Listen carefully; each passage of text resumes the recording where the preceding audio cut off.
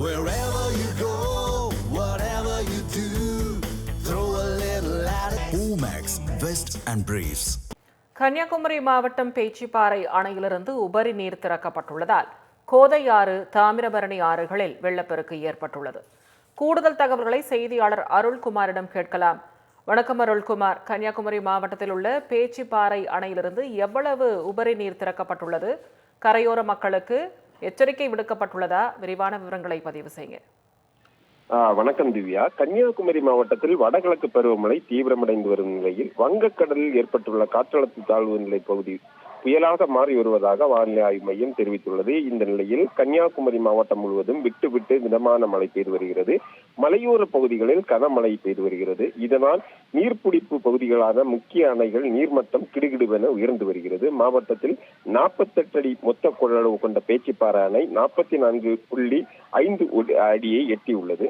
அணைக்கு வினாடிக்கு 3955 கன அடி தண்ணீர் வந்து கொண்டிருக்கிறது. அதுபோன்று 77 அடி மொத்த கொள்ளளவு கொண்ட பெருஞ்சாணி அணை 69.83 அடியை எட்டி இருக்கிறது.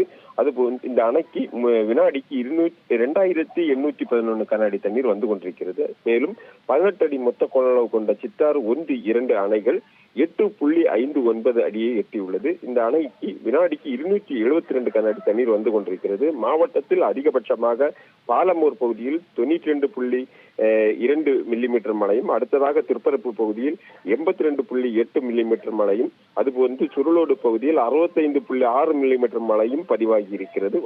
மாவட்டத்தில் ஒட்டுமொத்தமாக பார்க்கும்போது 1091.4 மில்லிமீட்டர் மழை பதிவாகி இருக்கிறது. 48 அடி மொத்த கொள்ளளவு கொண்ட பேச்சிப்பாறை அணை அபாய அளவான 44.51 தாண்டி வினாடிக்கு 3950 கன அடி தண்ணீர் வந்து கொண்டிருக்கிறது. இதனால் அணையின் பாதுகாப்பு கருதி 500 கன அடி உபரி நீர் திறக்கப்பட்டிருக்கிறது. இதனால் கோதையாறு வழியாக இந்த தண்ணீர் தாமிரபரணி ஆற்றில் கலக்கிறது. அந்த தாமிரபரணியானது தேங்காய்பட்டினம் கடலில் கலக்கிறது. இதனால் ஆறுகளில் வெள்ளப்பெருக்கு ஏற்பட்டுள்ளதால் கோதையாறு, தாமிரபரணி ஆறுகளுக்கு வெள்ள அபாய எச்சரிக்கை விடுக்கப்பட்டிருக்கிறது. திக்குறிச்சி, வைக்கலூர், பரக்காணி போன்ற ஆறுகளின் கரையோர பகுதிகளில் தாழ்வான பகுதிகளில் வசிப்போர் பாதுகாப்பாக இருக்க மாவட்ட நிர்வாகம் சார்பாக அறிவுறுத்தப்பட்டிருக்கிறது. மேலும் இந்த ஆற்றில் குளிக்கவும் துணி துவைக்கவும் தடை விதிக்கப்பட்டிருக்கிறது.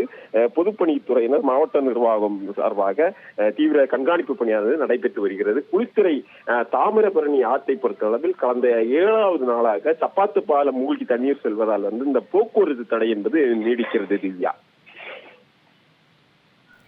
விரிவான விவரங்களுக்கு நன்றி.